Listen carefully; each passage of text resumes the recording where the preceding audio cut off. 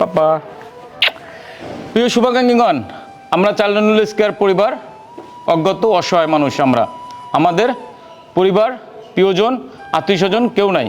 আমরা ছিলাম রাস্তায়, অজ্ঞাত স্থানে, পরিত্যক্ত স্থানে, ময়লার ডাস্টবিন, নালা নর্দমায় পড়ে। সেখান থেকে আপনারাই, প্রশাসন, পুলিশ, প্রিয় শুভাকাঙ্ক্ষীগণ, আমাদের একটা জায়গায় আশ্রয়ের ব্যবস্থা করে দিয়েছেন। আপনারা আমাদের নিজস্ব একটা ছাদ করে দিয়েছেন, আমাদের নিজস্ব একটা জমি করে দিয়েছেন, আমাদের জীবনের শেষ বিদায়বেলা একটা কবরস্থানের ব্যবস্থা করে দিয়েছেন, আলহামদুলিল্লাহ। এবং আপনাদের সকলের কাছে আমরা কৃতজ্ঞতা জানাই। আমরা বলতে চাই, আপনাদের দান, ভালোবাসার সহযোগিতায় আমরা ভালো আছি।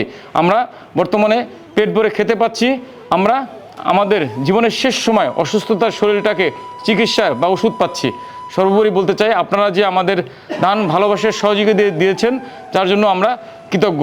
আপনারা আছেন বলে আমরা পেট ভরে খেতে পারছি, আমরা সুন্দর একটা আবাসনে থাকতে পারতেছি, রোদ বৃষ্টির ঝড় থেকে মুক্ত আছি। সর্বোপরি আপনাদের ভালোবাসা দানের জন্য আপনাদের কৃতজ্ঞতা জানাই। আমাদের যত শুভাকাঙ্ক্ষী আছেন সকলের কাছে আমরা কৃতজ্ঞ, ধন্যবাদ জ্ঞাপন করছি। আল্লাহ আপনাদের দান কবুল করুক, সেজন্য আল্লাহর দরবারে হাত মোনাজাত করে দোয়া করি। সর্বোপরি বলতে চাই, আপনারা সর্বদা আমাদের পাশে থাকবেন। আপনাদের ভালোবাসার জন্যই আমরা ভালো আছি। আমরা রাস্তায় পড়েছিলাম, আমাদের দেখার কেউ নাই।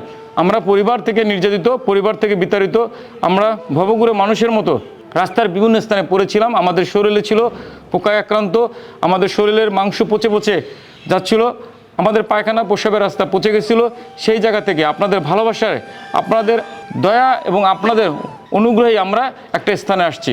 তবে এখানেও আমাদের কিছু সমস্যা আছে, এখানেও আমাদের পারিপার্শ্বিক অনেক বড় খরচ হচ্ছে।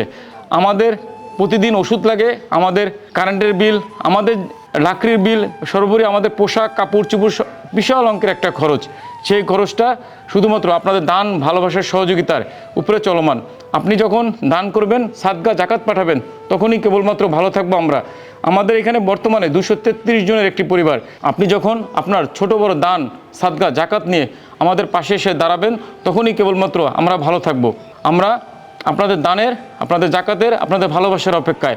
আপনারা আমাদের দান, সাদগা, জাকাত দিবেন, সেই জাকাতের উপরেই আমাদের জীবনের অতিবাহিত হয়।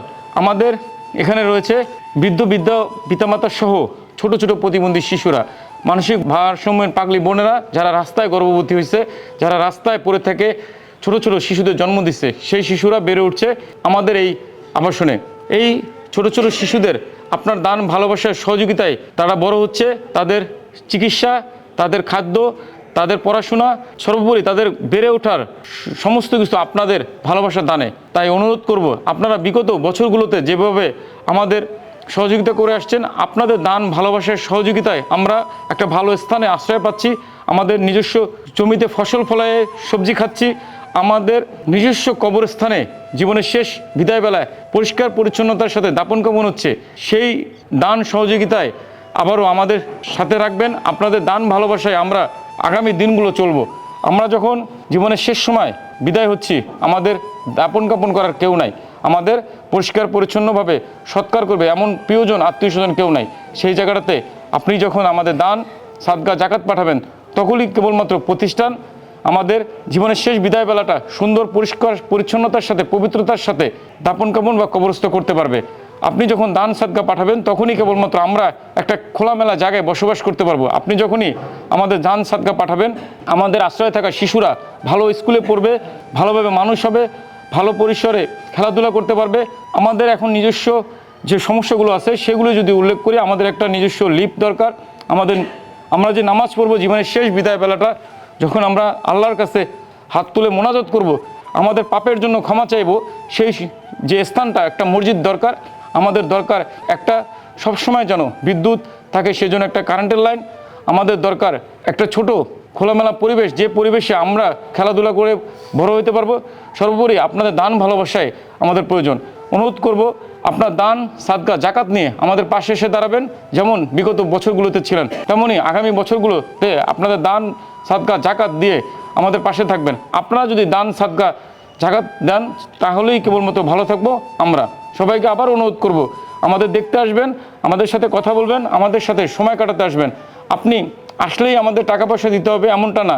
আপনি এসে শুধুমাত্র আমাদের সাথে সময় কাটালে, আমাদের দুঃখের গল্পগুলো শুনলেও আমাদের মনটা হালকা হবে, আমরা ভালো থাকতে পারবো। সর্বোপরি অনুরোধ করতে চাই, আমাদের পাশে এসে দাঁড়াবেন, আমাদের সাথে এক মুঠো ডাল ভাত খেয়ে যাবেন। সবাই ভালো থাকবেন। আল্লাহ হাফেজ।